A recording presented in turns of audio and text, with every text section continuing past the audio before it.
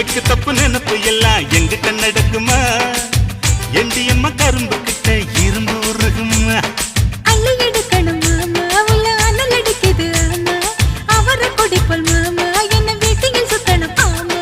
செந்தேனே என் மேலதான் சிந்தாதம்மா சேலைக்குள் அடங்கிட்டாத்த புயல் நானம்மா ஊசி பட்டாசுல வசந்தவான